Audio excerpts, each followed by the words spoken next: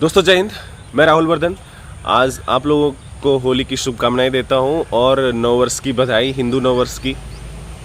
ठीक है, भगवान करे आप सभी सफल हों। ठीक है, सफल होने के लिए एकमात्र सिर्फ मंत्र है भैया कि कड़ी मेहनत करो। ठीक है, किस्मत के भरोसे बैठे रहोगे ना तो पता नहीं, मैं तो नहीं करता हूँ, लेकिन हाँ इतना भरोसा है कि जैसे रोज़ सुबह सूरज उगता है तो अगर आप मेहनत करते रहोगे, निरंतर बने रहोगे, धैर्य बनाए रखोगे ना, तो सफल होने से कोई नहीं रोक सकता है। ठीक है, थोड़ा समय लग सकता है लेकिन सफल होने से नहीं रोक सकते।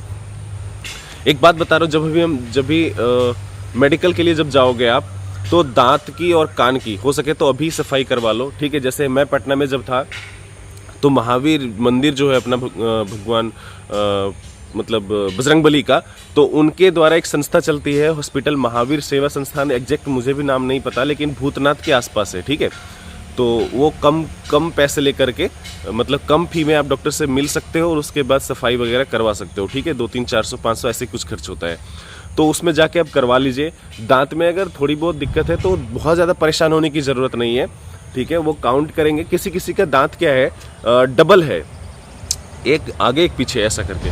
तो देखो, अगर लेवल में लाने के लिए अगर एक दांत अगर उखड़वाने से काम हो जाए ना तो उसको जरूर करिए आप। ठीक है, इसको पूछने की ज़रूरत नहीं है माफ़ करिएगा, इसको पूछने की आवश्यकता नहीं है कि इसको करें कि नहीं करें। ठीक है, अभी एक और अच्छी बात बताता हूँ आपको, जो फिजिकल के लिए आपके पास एक दूसरा कोई विकल्प नहीं है।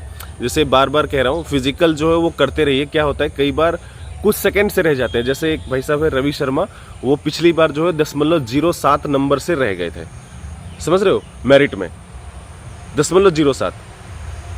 तो उसी तरह कुछ सेकंड के लिए आप रह सकते हो, इसलिए भगवान ना करे तो इसलिए मेहनत करते रहिए, लगे रहिए, तभी सिलेक्शन होगा। ऐसा नहीं कि आज दौड़े कल नहीं दौड़े, ऐसा नहीं।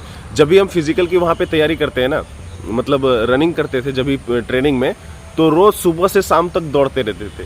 तो वो क्या करता है आपके फिजिकल स्टेमिना को बढ़ाता है। उसी तरह ग्राउंड पे जाके समय दीजिए। ऐसा नहीं कि 10 राउंड या 5 राउंड दौड़ लिए आज का काम हो गया, नहीं।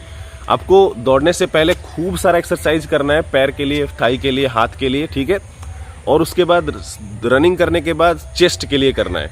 घुटने में नोकनी का कोई समस्या है तो उसके लिए करना है। ठीक है, मतलब घुटने और थाई और बाजू के लिए, सीने के लिए एक्सरसाइज जो है रनिंग करने के बाद करना है। उससे क्या होगा, जिनका नोकनी की समस्या होगी ना उसको कुछ हद तक इसलिए फ़ायदा मिलेगा कि नोकनी की बहुत हद तक जो समस्या होती है वो तो मतलब बनावटी में तो दिक्कत होता ही है। ठीक है, पैर थोड़ा टेढ़ा होता ही है, इस प्रकार से आपस में घुटने टकराते हैं। लेकिन कुछ चीज़ में क्या है, कंट्रोल कर सकते हैं। वो ये कि एक्सरसाइज करके गर्म जब शरीर रहे तो, और उसके बाद जब गर्म शरीर रहे तो उसका जो फैट है ना, वसा, कुछ लोग जो मोटे हैं, मोटे मतलब मेरे कहने का मतलब फैट अगर वसा है, जम गया है, चर्बी जम गया है घुटने के पास, तो अगर वो थोड़ा कम हो जाए, मान लो कि वहाँ से चर्बी थोड़ी सी कम हो जाए, तो बहुत हद तक राहत मिलेगा। यही है सुधार का तरीका, और दूसरा कोई तरीका नहीं है। ठीक है, अभी हम पेमेंट की तरफ आगे बढ़ते हैं। पेमेंट जब हम ज्वाइन किए थे ना तो 17% डीए था। ठीक है, बेसिक जो अभी आपका रहेगा जब आप भर्ती होगे। ठीक है, जब भी हम भर्ती हुए तब भी जो बेसिक था, या जो आगे भर्ती होंगे, अगर ऐसे ही चलता रहा, पे कमीशन नहीं आता है अभी तो भर्ती का जो बेसिक है वो इतना ही रहेगा, इससे बदलाव नहीं आएगा। ठीक है, तो बेसिक सभी का यही रहेगा, जो डीए है वो बदलता है।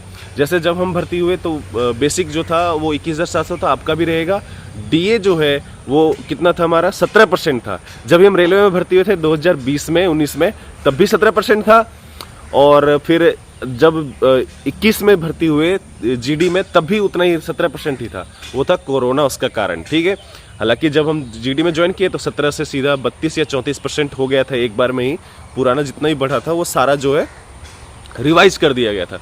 पेमेंट बढ़ने का जो सबसे मेन कारण होता है वो यही होता है, बेसिक पे एक बार साल में इंक्रीमेंट लगता है 1 जनवरी को, या फिर कुछ लोगों का 1 जुलाई को। ठीक है, और दूसरा जो डीए है वो 2 बार बढ़ता है साल में, एक बार 1 जनवरी को और 1 जुलाई को। ठीक है, 2 बार। तो इसका जो पेमेंट पे बहुत ज़्यादा फर्क पड़ता है। जब हम भर्ती हुए तो 29,000 रुपये के करीब थी सैलरी, अगर कट कूट करके कुछ आ जाए तो, और अभी जो है पेमेंट वो लगभग है 36-37 के करीब है। ठीक है, इन हैंड सैलरी। तो आपको ये समझने की ज़रूरत है कि पेमेंट में कितना, कौन सा बढ़ता है और एलोवेंस क्या मिलेगा। तो देखो, अभी कहते हैं जब डीए जो अपना है 50% हो जाता है ना तो बेसिक में जुड़ जाता है। इसका अभी तक मेरे पास कोई ये नहीं है, क्योंकि हम जब भर्ती हुए उसके बाद से 50% पहली बार हुआ है। तो अगले देखते हैं कुछ दिन में क्या होता है, ठीक है। लेकिन अगर ऐसा होगा तो हम जरूर बताएंगे, ठीक है।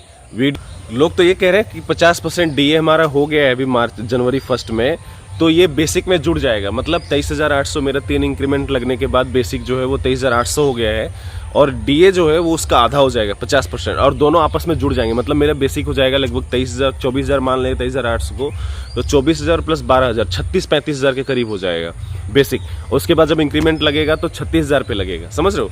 तो इसका अभी कोई मेरे पास सबूत नहीं है, क्योंकि हम जब ज्वाइन किए उसके बाद से ये पहली बार 50% हुआ है, ठीक है। और ये इसका कारण ये भी है कि बोल रहे पे कमीशन हटा दिया जाएगा, पेमेंट जो इसी प्रकार से बढ़ेगा, ठीक है।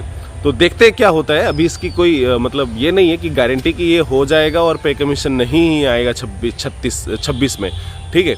देखते हैं, आज इतना ही। तो कुल मिला के आपकी जो सैलरी होगी वो 36,000 के करीब हो सकती है। जब आप ज्वाइन करोगे तो बेसिक होगा 21,700 प्लस डीए मिलेगा आपको 50%, समझ रहे हो। सैलरी जो है वो इतना हो जाएगा लगभग 32-33,000 के करीब। इसके बाद एचआरए उसमें जुड़ेगा कुछ परसेंट, मतलब 1800 के करीब। उसके अगर बैरक में रहोगे तो उसके बाद जो आपको मिलेगा कॉशन मनी मिलेगा। अभी तो कॉशन मनी भी बढ़ गया है, आपको पता होना चाहिए कि कॉशन मनी जो है पहले 4,000 के करीब था, अभी 43-4400 करीब हो गया है, ठीक है। और भी कुछ पूछना हो तो हमें ज़रूर लिखिएगा। जय हिंद और हैप्पी होली।